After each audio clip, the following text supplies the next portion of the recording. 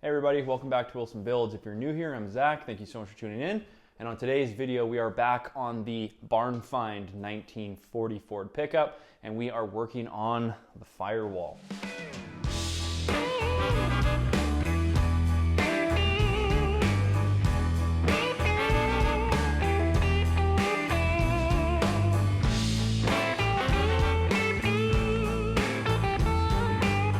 All right, so I've been working on the cab a little bit off camera, and one of the bigger jobs you guys probably noticed right away is that the cab is sanded and scuffed down. I wanted to pay attention to some of the areas that I thought were problematic through bubbling in the paint and cracks in the bodywork, and lo and behold, there is some areas that we're gonna have to pay attention to before we move any further into the body and paint work of this truck. But I didn't want to slow us down, so I figured, okay, let's start at the front and move our way back and just scratch jobs off the list that don't need to kind of be around those areas that we're gonna have to put some more work into. So obviously, the furthest most front part of the cab is the firewall, so that's why we're starting there today. Now, this is the original firewall. There is a lot of holes that have been drilled into this through certain accessories that have been on the firewall. As you saw in the first video, we had tons of wires coming out, which led to a fuse box, and the fuse box had 4 bolts here, so that's 4 holes in there. Then we have more electrical components on this side, which, you know, obviously created a few more holes. And I like shaped firewalls. I like nothing to be on the firewall unless it has to be there. I want to do a firewall brake system, so have a booster here. And, you know, I like having the coil holder that you bolt down, so that'll be 2 holes, obviously. But it will be covered by the accessory that we put on. So I want to clean it up. There is some areas that probably aren't worth saving. Someone's hammered down here to either fit the transmission or the motor. So we might cut out a lot of things and replace them. We might try and make it work, but that's kind of going to be what this video is about. So I'm going to get the tape measure out, I'm going to get the tape out, I'm going to get my pens out, and we're going to really go over what can we cut out and get away with, what should we replace, what should we save, and so on and so forth. All right, from this center line over, so the driver's side of the firewall, there is 42 holes, and I think 35 of them are drilled. So we could probably get rid of a majority of those. I mean, obviously we'll be drilling our own holes eventually, but I'd rather drill them in the spots that I want and, you know, properly with a grommet than have these ones that, you know, still have the metal debris on them because nobody cleaned them up. So I'm gonna start drawing a line from this lip downward, see how much we can get away with. Obviously, I'd like to keep this main body line, so we'll go around that, and then we'll probably replace a lot of what's in here with new steel. So let's measure from here to where this starts coming down. So that's about 3 3/4. Move our way here to the top of here, because we'll probably get rid of this body line. And that is 3 1/4. So maybe if we made a mark at 3 and made an even line, so we'll measure 3 here, 3 here, 3 here, and just make little marks, and then just put our piece of tape as accurately as possible. And we'll do it on this side too, so we can do as much of a straight line. If that doesn't make any sense, hopefully it will when we start doing it. But yeah, let's make marks at 3, and then when we come to here, we'll just kind of try our best to make it as accurate as possible. And we might be able to keep a strip here as well, so we'll really only be replacing a little bit of metal in here.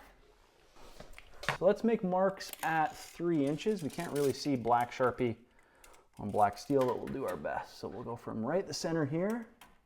We'll do 3 inches there. We'll go this side first, just for the sake of it. 3 inches there. 3 inches there.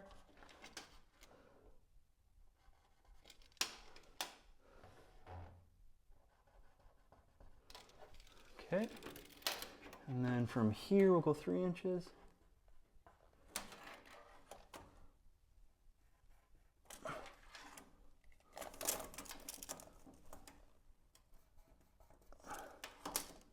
Okay.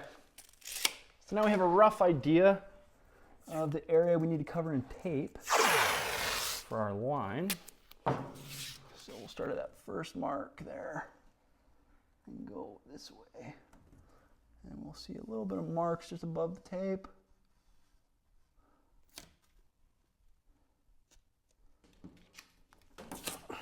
Perfect.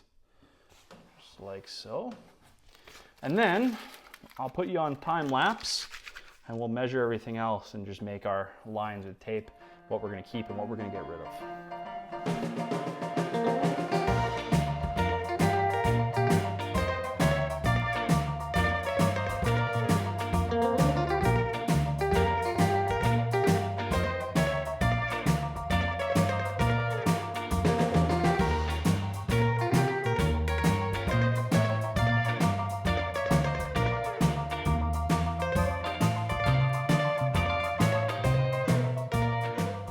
All right, we have everything kind of set up. So obviously all the arrows I put are our cut lines. So all of this will be going, all of this will be staying, all of this will be going. I think we might make a little bit more just to kind of come down in here. So we still have these mounts there and there. So just put a tape line there. So we cut kind of around here. So this will obviously stay. But I think we're ready to start snipping this all out. I want to keep as much as we can of this, obviously, to get our distributor in there. But yeah, let's just make those little tape marks that we just talked about, and then we'll start cutting it all out. So to make this way easier on myself, I might just spray a little bit of paint, and then we can pull this tape, and there'll be a line for us to cut. So we'll go this bright blue, and it will give us an idea of where we need to cut. All right, this might not make much sense, especially over here, but we're gonna follow this line, cut it, up, down, across, up, down, across, blah, blah, blah. So this is where it gets confusing because there's this, and I'm not too sure what it's for, but it's going. So we're gonna cut it out like that, and then down, obviously.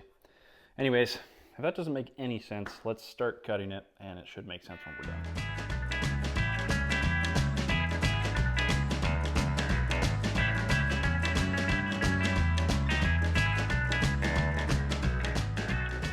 All right, as you can see, our bad piece is cut out. We're probably going to take a couple design cues from this and get some measurements and so on and so forth. The easy part is going to be to fill these voids, because we'll just take a piece of template, go on the back of here, draw from probably about here to there, put it in. Same thing over here, but we have this cavity. That's not the issue at hand. The issue at hand is going to be building the transmission tunnel. So I'm not entirely sure how we're going to do that yet, but we're going to start with these anyways. And when we do those, I'll probably start working on pulling these out. Actually, you know what? I'll probably pull these out first so we can kind of have a blank slate. But then we're going to have to obviously do something from down here to over here. So, you know, find out where our transmission tunnel is going to be. And then when we go to the floors inside, I'll probably just bend our piece of sheet metal that we're going to use at like a 45 and build our floor pans, but that will be for much later. However, let's go get a screwdriver. We'll start popping out all these plugs that someone put in, and then we'll work on filling these sections. Side note, before we start pulling out all those little plugs, I'm not 100% sure why these are all kind of riveted, and let me show you the inside. That was all riveted, and yeah, I'm just gonna not comment on that because I don't want to diss anyone else's work, but come on, people, do better.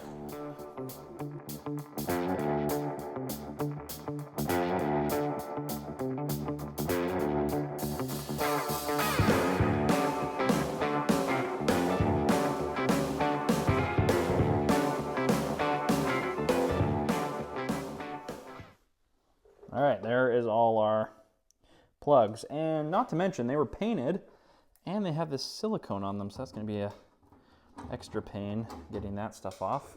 Every single one has silicone on it, and they were a little bit challenging because the paint was on them and they kind of crusted it to the firewall. However, we can move forward now, so I'm going to try and make templates to fill this hole here, and then we'll go over to this side and do the same thing. All right, guys, we are back in the shop after about a 2-week break. I got pretty sick. You can probably still hear it in my voice, so apologies if that bugs you. But our pieces are in, our front firewall here. I'm really happy with them. They turned out okay. Obviously, we need to do a little bit of body work on some pieces, but you're probably wondering why I didn't show any of this, any of the cutting, welding, building the templates, or anything like that. And there's a reason for that, and the reason is we are scrapping this entire idea, and in fact, we are scrapping this entire cab. There was a few issues that I found, or actually one major issue that I found over the weekend, which is gonna put a big dampen on this project. However, we bought a new cab. There was several factors to me deciding to buy a new cab, and I'll go over those with you now, and I will show you the big issue I found at the rear. But first, the floors was the number one issue that I ran into. We could have definitely built new floors and everything like that, but these were really far gone. There's some really hokey work. And we've built floors before. We built floors for the Roadster, and that was totally fine. And it wouldn't be that big of an issue. It would be a lot of work, but not that big of an issue. But looking into the floors, I found some really poorly done fiberglass work in the front cab corners, if that's what you call it. And so that was a bit of a deterrent. So that was issue number 2. I went to the back of the cab and found about a 1/4 inch to, I don't know, 1/2 inch of Bondo or body filler on the back cab corner. So that was issue number 3. Issue number 4, which is not really an issue, more of a pet peeve, there was no cowl vent, and I really like cowl vents. So that was another issue that kind of led me to take the next step in buying a new cab. And now the 4th kind of one that had me really worried is what I found over the weekend, and I'll show you that now. All right, so we're at the back of the cab, and I don't know if you can tell yet what the issue is, but I don't think you should be able to see my hand through this seam. So this seam is rotted and rusted from this corner all the way to this corner. And I have not stripped the body filler out of here yet, so it might even go further down. I'm actually not sure. The issue is there's a curve this way and a curve this way. So my skill set wouldn't allow me to do this properly. So I got my bodyman friend down here who does metal fabrication for a living. He gave me a quote for this entire strip, and it was, you know, a lot of work, obviously. So it was a bit of a bigger quote. So I said to myself, and I said to him, well, maybe I'll just look for another cab that doesn't have this issue. And in that, maybe we'll get better floors, cowl vent that exists, better, as you can see, cab corners. As I said earlier, this has a big amount of body filler on there. So we found a new cab in Alberta, and I got it shipped out here, and it was about half the price of what this was going to cost. And it has a cowl vent, it has floors. Mind you, it needs cab corners still, but they all do. But the floors are really good, and the front cab corners in this area are also really good and don't have these weird patches on it, and behind the patches, fiberglass. So getting a cab was kind of actually a win-win situation, or a win-win-win-win-win-win situation, because there's a lot of wins for buying this new cab. Again, cowl vent, floors, doesn't have the crack or the rust in the rear seam. We don't have to replace a lot of this, and even the firewall is in really good condition as well. So is it worth it buying a new cab? I think 100%, and it should be here either today or tomorrow. So we'll get right back to work on that cab and see what we have to do so this video doesn't go to waste. And then, yeah, I think it's gonna be a really good kind of step forward. It's gonna save us a lot of work. Look what just showed up. All right, the cab is in the garage after its long journey. It looks really good, but we're gonna look at it tomorrow morning when we have a little bit more light and it's not super cold and super dark out. So super happy it's here. We'll go over it tomorrow. All right, it's the next day. Here's the cab. I'm really excited to show you guys. The selling process was so easy. I used a shipper off U-Ship from Alberta to here. It was relatively affordable. The cab itself is so much better than what we had. And in that, this cab, the description, the photos, what the seller told me, it's above that. It is so much better than what I was expecting. I am beyond happy, and I'm so excited to show you guys. It has a couple imperfections, obviously, for, I don't know, how old would that be? I'm bad at math. I'm just gonna ballpark 70 years. Yeah, about that. This is a 1947 cab, not a 40, but they're pretty much the same from 40 to 47. There's a couple small differences, but nothing that's going to hinder us from putting it on this chassis still. So really excited there. I believe the differences are in the floor. There's a bump where the 40s don't have a bump or something like that. If you know the differences, drop it in the comments below. But let's get into it. I want to show you guys kind of what we have, and then we're gonna pull some parts off my other cab, like the doors and the glove box and stuff like that, and put it on this. And we're also gonna start taking a few things off. So let's just do a quick overview of what we got, and then we'll start on that.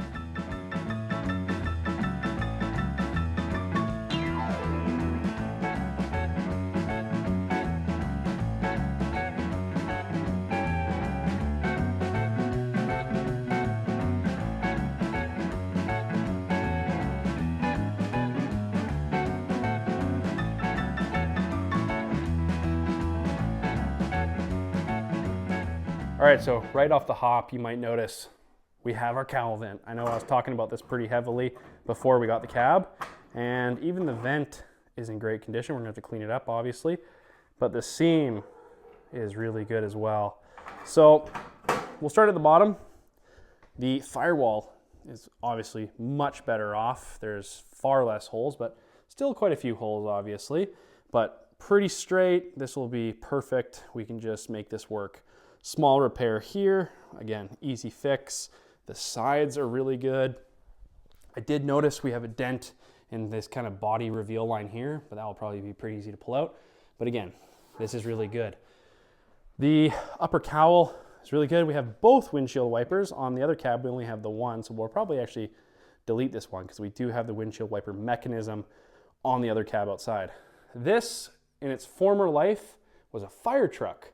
So there's a couple holes in the roof for other lights, and we have the original siren up here, which is kind of cool. That will probably go on my shelf of things over there.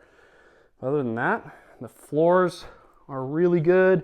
The dash is really good. We have the original cluster in here.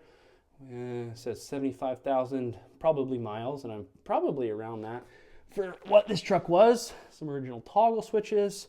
Our seat base is there. Our floors are really good. We're missing our kind of transmission access thing here, not a big deal. Back is really good, roof is really good. We have handles for our firemen, so that's kind of neat. Back is really good. We have a dent here and a dent right here. But other than that, this back piece is pretty mint. We're obviously gonna have to body work it a little bit and do some body filler, but not a huge deal. Mostly have to just touch up these holes, which is also a pretty easy process. But other than that, everything is looking really good. Our body reveal line down here is all here. On the other cab, it was cut a little higher, and our cab corners obviously need to be replaced. But other than that, I'm super pumped with the cab. It's, again, beyond my expectations. It was like meant to be because the shipper who brought it to me was from the same place as where this came from, and he has another location on the island. So he was actually making the trip from Alberta to the island for a wedding.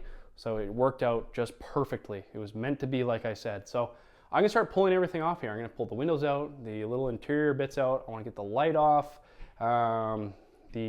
just all the little stuff. So let's set up the tripod. We'll start pulling these out on time lapse, and then we'll go over kind of the next steps. I'd like to get the doors on just to test fit them all and stuff like that. And then we'll go from there.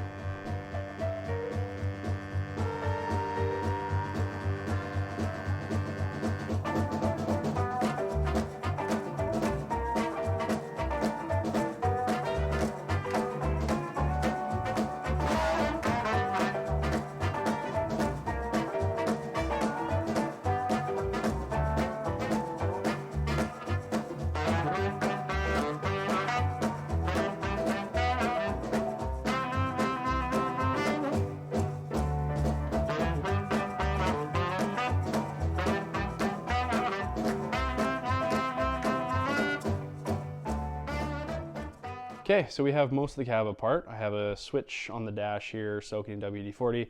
The light on the roof is also soaking in WD-40. They were very seized. We still have the back glass, but everything else is out. So while those soak in the WD-40, I'm gonna go to the other cab, pull the doors off, and then we can install them on here.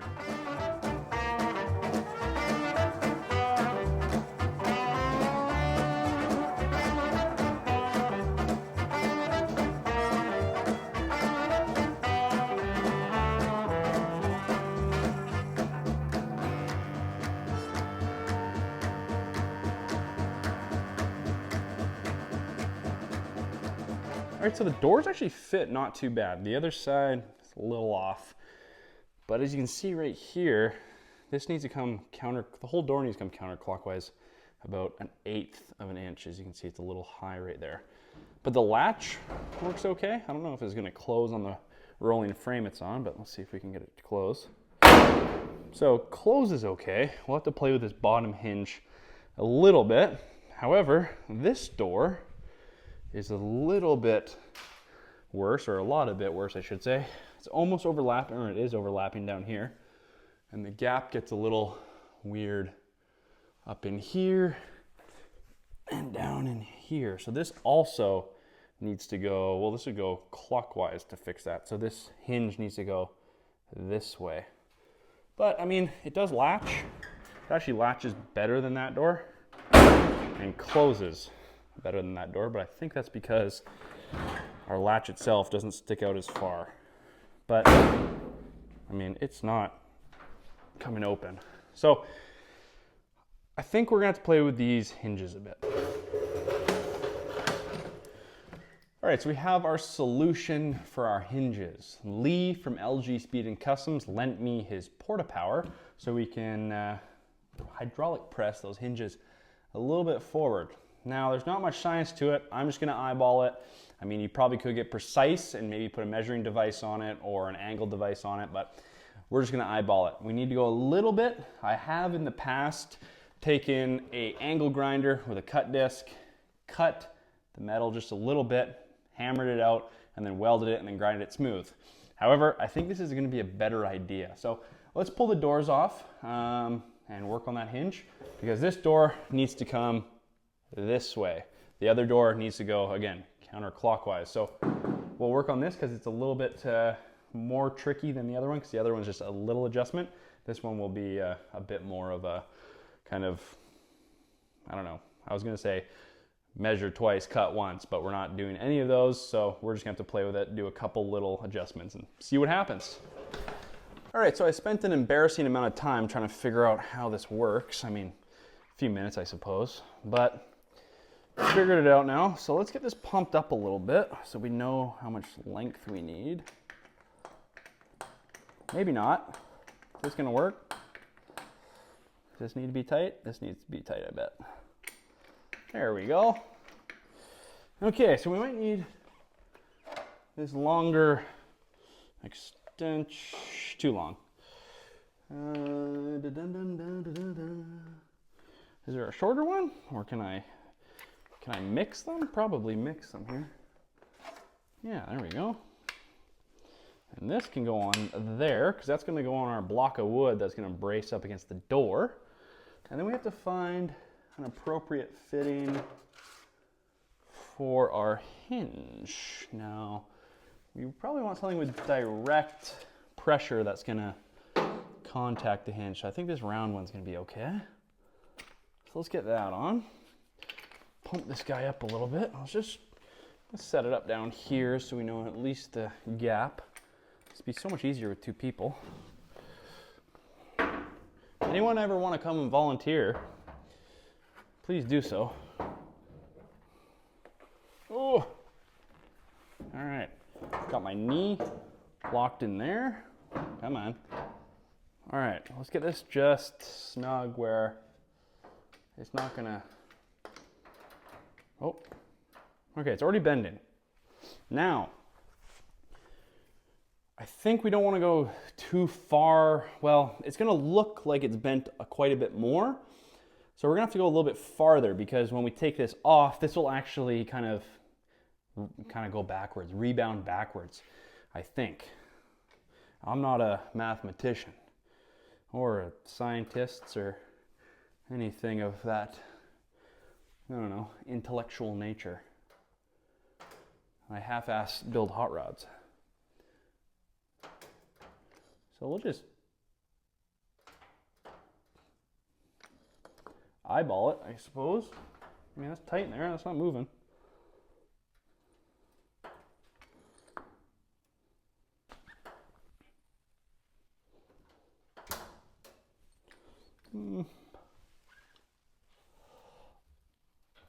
Okay, I'm gonna try putting on the door there. Oh, see, look how much it just came back when I did that. Not a good. So we gotta go a little bit further and just trust the process. All right, I'm getting a little scared doing this. There's a lot of cracking sounds going on in here. All right, let's see how much it comes back now. Well, we're moving this whole piece, but it goes back once we move it. But I think that might have done it. I would hate to push it back. That would suck. So let's get the door back on now and see if our adjustment's any better. We might need to bend it a little bit more, but we'll see in the next few seconds here. Let's get these hinges on. Okay, right off the bat, the hinges are far easier to get on. They were kind of rubbing before. Should I get this bottom one in? There we go. All right, moment of truth. This gap needs to be good.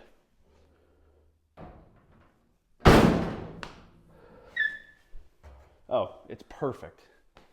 Nice. That is a really good gap. All up into here as well. Maybe a little bit far out here, but I'm not too picky with that because it is all even, top to bottom. This kind of body reveal line here, where it is dented in the inside, matches up with this perfectly. I would call that a win. That is great. Latch is super easy. Unlatch is super easy. Like, I'm barely touching this. This sags a bit. Yeah, it's old. Perfect. All right, so let's just minorly do the other side and then that'll be all done. That's awesome.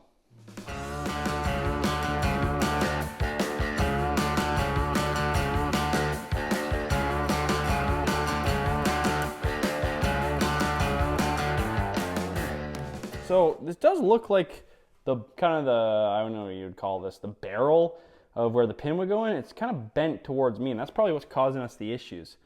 There's also a strip bolt on here, one bolt and a broken bolt. But I mean, the other cab was just welded on, so I think they'll stay just fine. This one actually has a broken, looks like a broken Phillips tip in here. I think someone tried using an impact that wasn't made to go in the impact, and I think that's what it is. It looks like it's shattered in there, so not a big deal. If we can fix them, we won't ever have to take off the hinges anyways. I think this is where the analogy, slow and steady wins the race, comes into play. They were probably making that analogy while doing door hinges on a 1940 Ford. So we got to get it kind of closer to the barrel while keeping this on a good track. Eee. Okay. The tension's there. I got a sliver. That's kind of, ow, come out. All right, now we're just going to eyeball this. It already moved a little bit. We want it just a little bit more.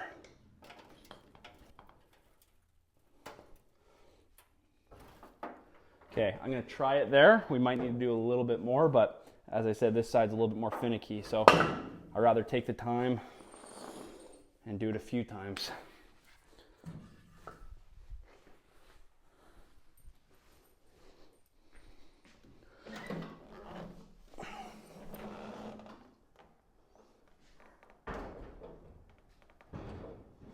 Again, the hinges went on a lot smoother, which maybe tells me they were out of place. Everything's working good. Let's see how it closes. I'm gonna, again, just hold on to the cab because the whole rolling chassis will move. Moment of truth, I'm not even gonna look at it. Latch, yeah. All right, that's actually a really good gap from here to there. It's pretty much dead even. Let's check the other side. Also even from here to in here. We get a little bit of a wider gap here that I can stick the kind of tip of my finger in. The rest is more like, I don't know, the tippiest tip of my finger. But it's important to realize, especially on older trucks, cars, whatever, but mainly trucks in my opinion, from the early 1900s, from the start of trucks to probably the early 90s, I don't think any truck was perfect off the assembly line. And if you're not doing a kind of concourse restoration, it doesn't really matter. As long as the door's closed, the gaps look okay. I'm not gonna walk past even a $100,000 truck and kind of nitpick I wouldn't say a bad gap, but not a perfect gap, if that makes any sense. Because a bad gap you can really see, but an unperfect gap, it's just an old truck, old car. Who cares? The door is closed, they do their job, and they look good on the car. So that's all that matters. But I am really happy with this. That was way easier than I was expecting. Maybe not the most traditional way to bend a hinge, but hey, it worked really good. There's no damage to the cab, there's no damage to the hinge. It beats what I used to do or I've done in the past. Again, cut this with a zip disc if you don't have one of these. Just, you know, I don't know, a quarter of the way through the hinge, and I just tap it with a hammer till I get that bend, check the door, and then I just weld that little cut and it'll make it strong again. So there we have it, doors are on. So that is a huge step to, again, that big step forward we took when we bought the cab. So we know the doors work, and that's huge.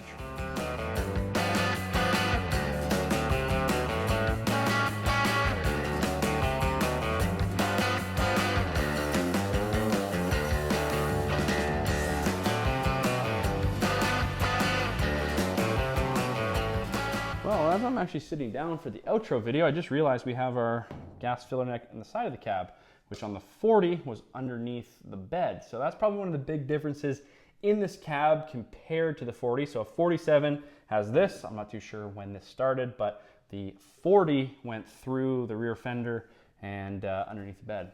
That's kind of cool. We just noticed that. Anyways, outro. I'm getting distracted.